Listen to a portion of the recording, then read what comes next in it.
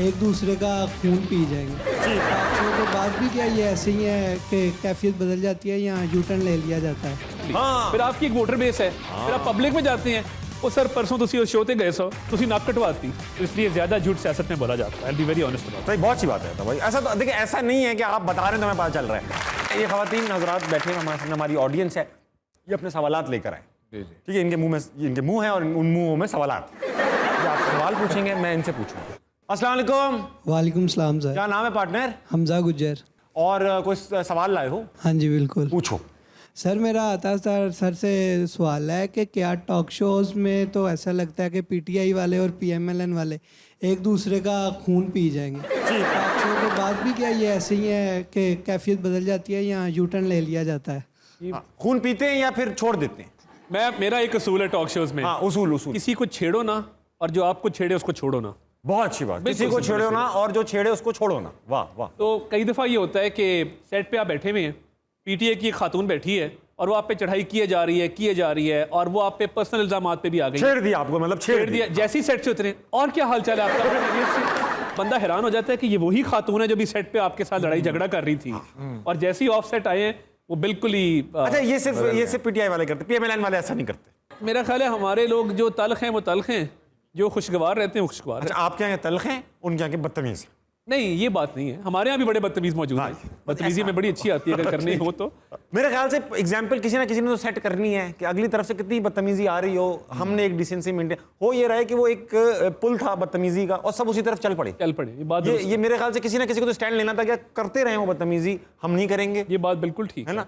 एक आप पे ये भी प्रेशर होता है, अब आपके सपोर्टर्स बैठे हुए हैं, हाँ। वो देख रहे हैं, अब वो देखते हैं, मुकाबला देख रहे हैं, अबे हमारे बंदे ने बोला ही नहीं ये कुछ। बात फिर आपकी एग्जैक्टली हाँ। फिर आपकी एक वोटर बेस है, फिर आप पब्लिक में जाते हैं, वो सर परसों तुसी उस शो ते गए सो तुसी नाक कटवाती, अब उस बंदे को आप क्या जवाब देंगे कि भाई मैं तमीज तरीके से हाथ बांध के अच्छे बच्चे की तरह बैठा हुआ था, तो अगला जो है वो चढ़ाई किए जा रहा था। किस खूबसूरती से आपने ये टोपी अपने से उतारी और आवाम पे डाल दी।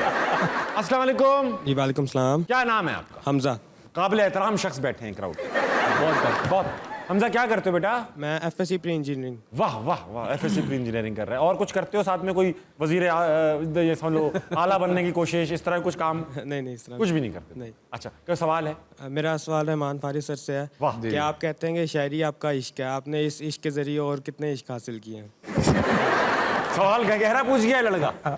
मैं आप एक शेर पेश करना बताओ, चाहता हूँ। please। अमूमन मैं उन जगहों पर नहीं सुनाता जहाँ मेरी बेगम मौजूद होती हैं। हैं क्या? लेकिन ये यहाँ नहीं है।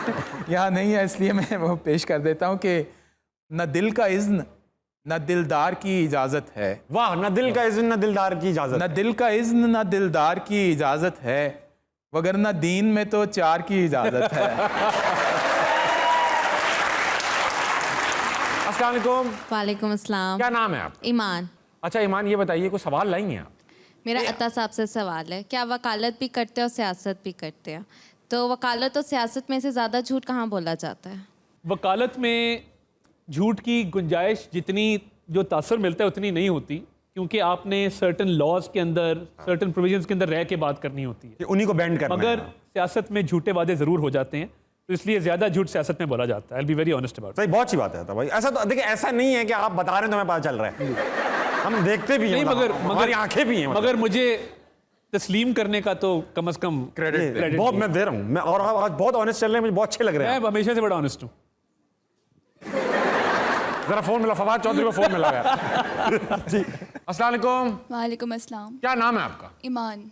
अरे इतनी ईमान अफरोज महफिल जिसे कहेंगे, ईमान का पूरा दायरा यहीं पर है। ईमान, क्या करती हैं आप?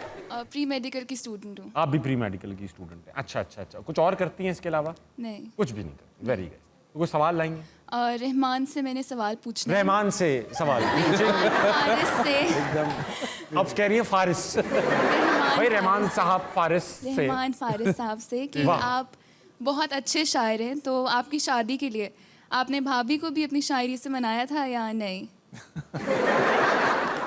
मेरी बेगम जो हैं वो हैं तो फाइन आर्ट्स में मास्टर्स हैं, माशाल्लाह। तो शायरी से इतना ज़्यादा उनका शगफ है नहीं। ठीक। बल्कि मेरा एक शेर है कि जब उसकी ज़िंदगी में कोई और आ गया, जब उसकी ज़िंदगी में कोई और आ गया, तब मैं भी गांव छोड़ के लाहौर आ गया।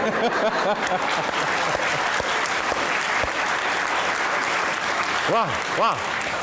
तो इस शेर की मैं सवाल का जवाब देते हुए शेर आ गया। इसकी बहुत पैरोडीज़ बनी है, लोगों ने अपने अपने शहरों के नाम जो हैं वो इसमें डाली है। बल्कि अता भाई आपके लिए एक पैरोडी जो है वो बड़ी शायद आपको इंटरेस्ट करेगी कि जब उसकी ज़िंदगी में कोई खान आ गया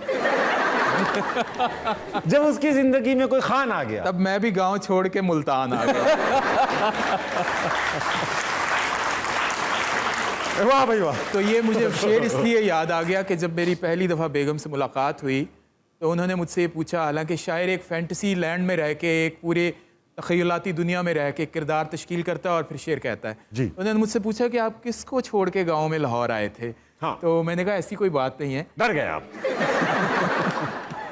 तो ये है कि ज़रूर उन पे नज़में भी कही हैं, उन पे गज़लें भी कही हैं, लेकिन उनको सुनाने का कभी जुर्रत और हौसला नहीं हो सका। तो हमारी जो प्रपोज़ल हुई थी वो शायरी के बगैर ही हुई थी।